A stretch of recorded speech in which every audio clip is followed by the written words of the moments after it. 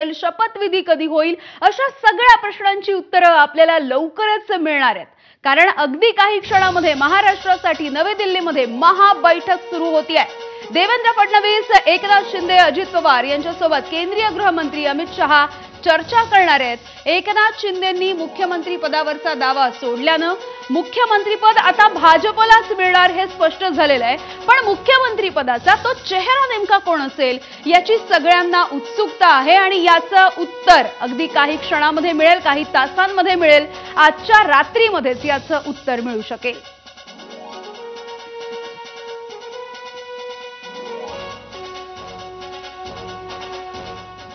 तर या महाबैठकीचे अपडेट्स आपल्याला जाणून घ्यायचे आहेत। मात्र ही बैठक सुरू होण्याच्या आधी दिल्लीमध्ये आणखी एक बैठक पार पडते आहे। देवेंद्र फडणवीस हे अजित पवारांसोबत चर्चा करण्यासाठी सुनील तटकरे यांच्या दिल्लीमधल्या निवासस्थानी पोहोचलेले आहेत आणि एबीपी माझावरती या बैठकीची एक्सक्लुझिव्ह अशी दृश्य आपल्या हाती लागलेली आहेत। काही वेळापूर्वी प्रफुल्ल पटेल हे सुद्धा या बैठकीसाठी पोहोचल्याचं कळतंय। ही एक्सक्लुझिव्ह दृश्य आपण बघतोय। महाबैठक सुरू होण्याच्या आधी नेत्यांची ही बैठक पार पडते आहे। देवेंद्र फडणवीस हे अजित पवार यांच्यासोबत चर्चा करण्यासाठी सुनील तटकरे यांच्या या दिल्लीमधल्या निवासस्थानी पोहोचले आहेत।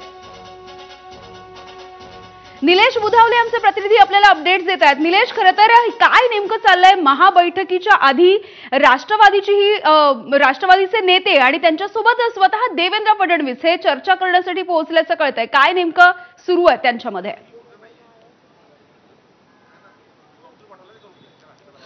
यामिनी, महाराष्ट्राचा भावी मुख्यमंत्री कोण याची ही माहिती अगदी काही वेळामध्ये समोर येताना पाहायला मिळणार आहे। तत्पूर्वी अजूनही भेटीगाठी सुरू असल्याचं पाहायला मिळत आहे। देवेंद्र फडणवीस अजित पवारांच्या भेटीसाठी सध्या राष्ट्रवादी काँग्रेस पक्षाचे प्रदेशाध्यक्ष सुनील तटकरे यांच्या दिल्ली स्थित जीआरजी रोड निवासस्थानी पोहोचलेले आहेत आणि या ठिकाणी मागच्या अर्ध्या तासापासून बैठक सुरू आहे। राष्ट्रवादी काँग्रेस पक्षाचे प्रमुख पदाधिकारी याच्यामध्ये अजित पवार यासोबत प्रफुल्ल पटेल आणि सुनील तटकरे यांच्यासोबत ही बैठक सुरू असल्याचं पाहायला मिळत आहे। खरं तर महाराष्ट्रामध्ये मुख्यमंत्री म्हणून देवेंद्र फडणवीस येऊ शकतात अशी राजकीय वर्तुळात प्रचंड चर्चा आहे आणि हाच एक महत्त्वाचा चेहरा जो आहे तो आता सुनील तटकरेंच्या घरी पोहोचलेला आहे। त्यामुळे राष्ट्रवादी काँग्रेस पक्षाच्या वाटाघाटी संदर्भातली तर ही चर्चा नाही देखील एक शक्यता वर्तवण्यात येते। राष्ट्रवादी काँग्रेस पक्षाच्या वतीने एक प्रस्ताव महायुतीच्या समोर ठेवण्यात आलेला आहे आणि त्याच्यामध्ये प्रामुख्याने 8 ते 9 कॅबिनेट मंत्री पद द्या अशा पद्धतीची मागणी केली आहे। तर जर 8 कॅबिनेट पद मिळत असतील तर 4 राज्यमंत्री पद द्या किंवा 9 कॅबिनेट मिळत असतील तर 3 राज्यमंत्री पद द्या अशा पद्धतीची ही मागणी त्यांची आहे।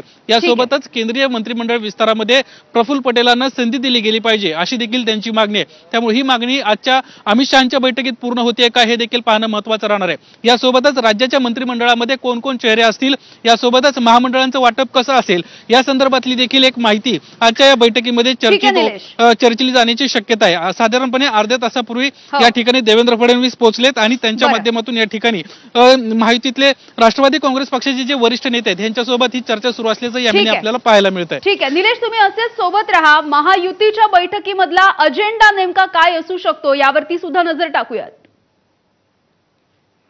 मुख्यमंत्री पदाच्या नावावरती आजच्या बैठकीमध्ये शिक्कामोर्तब होऊ शकतं। उपमुख्यमंत्री नेमकं कोण कोण असेल यावरती सुद्धा खल होईल। शपथविधीची तारीख आणि ठिकाण नेमकं कोणतं यावरती चर्चा होईल। खातेवाटपाचा फॉर्म्युला सुद्धा ठरण्याची शक्यता आहे। शपथविधी सोहळ्यामध्ये कोण कोण शपथ घेणार हे सुद्धा निश्चित केलं जाईल। मंत्रिमंडळातल्या संभाव्य नावांवरती सुद्धा चर्चा होऊ शकते।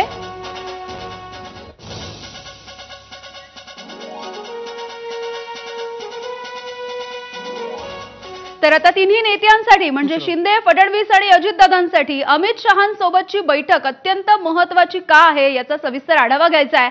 2.5 वर्षांपूर्वी अचानकपणे मुख्यमंत्री पदाची माळ गळ्यात पडलेल्या शिंदेंसाठी ही महाबैठक महत्त्वाची काय ते सुद्धा बघूयात। सोमेश कोलगे आमचे प्रतिनिधी आपल्या सोबत आहेत। सोमेश, शिंदेंसाठी ही बैठक का महत्त्वाची आहे? आपण बघितले की कालच त्यांनी पत्रकार परिषद घेतली, वेगवेगळे मुद्दे खरं तर त्यांनी स्पष्ट केले आणि सगळ्याची उत्तरं दिली, तरी सुद्धा आजची बैठक महत्त्वाची काय?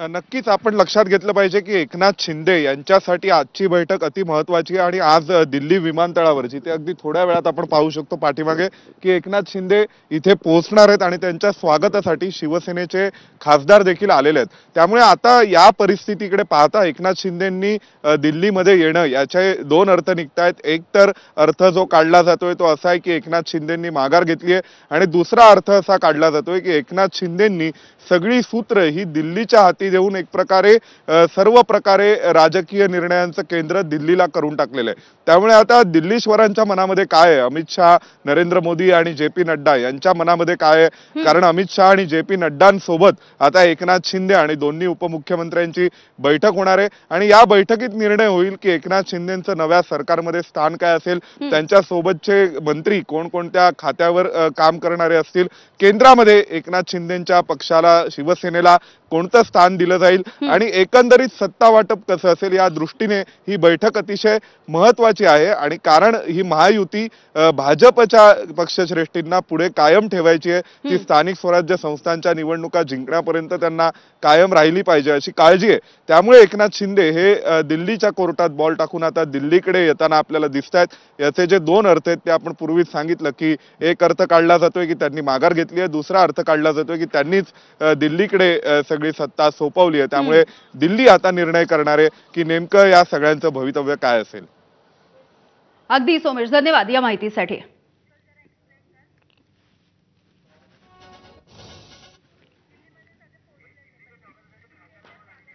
तर अगदी काही वेळामध्ये एकनाथ शिंदे हे दिल्लीमध्ये पोहोचतील आणि दिल्लीच्या विमानतळावरती खरं तर त्यांचं स्वागत करण्यासाठी आता आपण बघतोय शिंदेच्या शिवसेनेमधले काही महत्त्वाचे नेते इथे पोहोचलेले दिसत आहेत। नरेश म्हस्के सुद्धा आपण बघतोय, अब्दुल सत्तार, नरेश म्हस्के हे या ठिकाणी पोहोचलेले आहेत आणि काही वेळामध्ये संदीपान भुमरे सुद्धा आहेत, स्वागत करण्यासाठी सुद्धा पोहोचताना बघायला मिळत आहेत। त्यामुळे काही वेळामध्ये शिंदे पोहोचणार आहेत दिल्लीमध्ये आणि त्यानंतर अमित शहांसोबत महत्त्वाची बैठक होईल आणि त्याआधी विमानतळावरती त्यांचं स्वागतही केलं जाईल। 23 तारखेला निकाल लागल्यापासून महाराष्ट्रामध्ये सर्वात जास्त विचारला गेलेला प्रश्न म्हणजे कोण होणार मुख्यमंत्री आणि दुसरा सर्वात जास्त विचारला गेलेला प्रश्न म्हणजे मुख्यमंत्रीपदी फडणवीस हे पुन्हा येतील का। या दोन्ही प्रश्नांची उत्तरं आज अमित शहांसोबतच्या या महाबैठकीमध्ये